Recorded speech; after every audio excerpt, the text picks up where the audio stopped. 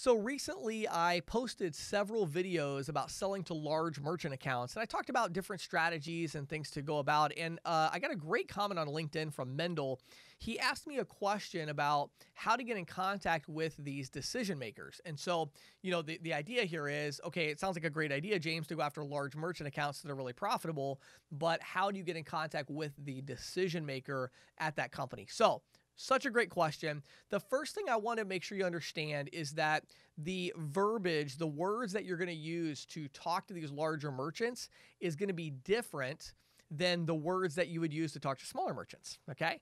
And so a couple things about it that are very different from a communication point of view. When you go to a larger merchant, what you're doing is you're not doing a statement analysis for them. You're giving them a bid as a vendor. So you're a vendor and you're looking to give a bid. So the way you get in contact with the right person, not the decision maker, because that's not the right person initially. The way you get in contact with the right person initially is when you reach out to the company, you say, hey, my name is James Shepard. I'm a vendor. I do cost reduction services for companies like yours, and I'd like to put in a bid to do the cost reduction on the payment processing side. Who would I speak to about that? Because you're normally talking to like a secretary or an assistant or something like that, a receptionist. So, then they will say, oh, sure, you need to talk to Susan in purchasing, right? So then, okay, fine. So then they'll connect you to purchasing. So then when you talk to Susan at purchasing, you're going to ask some questions and just say, hey, the reason I'm calling today is I just wanted to get a basic idea of where you're at with your payment processing. I work with larger companies, larger corporations. We do corporate payment processing services. And I just wasn't sure where you're at in your contract or if this is a time where it's available for me to put in a bid. Then they'll say either, usually in my experience, they're pretty forthright with the information. I haven't had that hard of a time getting the information. Usually they'll tell you, and they'll say, well, we're in a contract. It's not up for 2 more years. And you're like, okay, then that's where you could pivot to maybe like the subscription model I talked about in a previous video of offering them like, cost reduction on their existing services, things like that, Now, from there, once you get those bids in, that's how you're then going to get to the decision maker is through the, the purchasing, person in charge of purchasing, whatever their title might be. And so a lot of times what you'd be surprised, a lot of times, you're not even going to be part of the conversation, which is kind of frustrating sometimes, but it doesn't matter as much. Like the issue you run into with smaller companies is that, you don't want one partner talking to the other partner because neither one of them really has any clue about payment processing and what they're doing.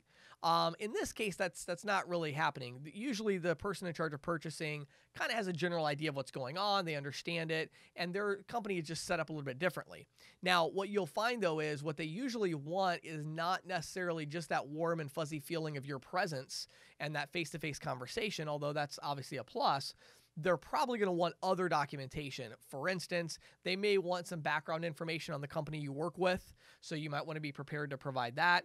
They may want letters of reference from other local people that they can check in on. So a lot of these companies have these processes where it's like, in order to take on a new vendor relationship, you have to go through a certain amount of vetting, and that's just kind of their standard procedure. They call people, they get references, they do all this stuff. Which is totally fine. Just jump in, figure it out, and get them the information they need. So that's really how you get through that. And if you get through to the point where they're actually like seriously considering it, then they'll usually schedule that meeting for you to come in and talk to the decision maker along with the other, maybe the controller and a few other people involved. So that's how that goes. Now, trying to think here. So then from there, the other question was, why would they get this service like I talked about in a previous video where they would pay you to renegotiate their rates and then check their statement every month? Why would they do that? And he said, why couldn't they just reach out and say, well, I got a competing bid and it's less and all of that? Well, the reason is because, number one, they're not going to do that. So they're not going to reach out and say, we got a competing bid that's lower. They might actually go out and get other bids, but they're not going to reach out and say, we got a competing bid that's lower. Instead, what they've realized is if they do reach out to their current processing company, they know their processing company is going to run circles around them with all kind of language they don't understand. And as far as checking the statement every month, they don't understand their statement any more than the small merchant does.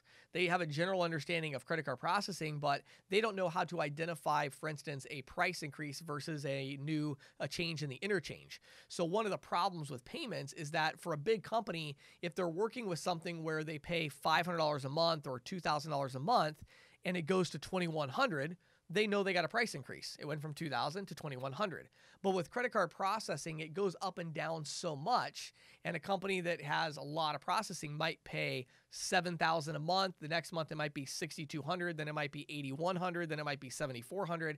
They have no idea. It's too complex for them to break that down and say, like, why did it go up and down? Like, is it just fluctuations in card mix, fluctuations in our volume? There's all these other variables. They don't know how to isolate the issues with it. So when you come in and say, look, I'll reach out and renegotiate, I know how to, like, I know what I can propose to that company that they'll accept. And even if you got other bids, they wouldn't get you this low because everybody else making a bid is trying to make money. I'm not trying to make money off the processing. I'm only trying to make money off of the subscription of the service of me lowering your cost.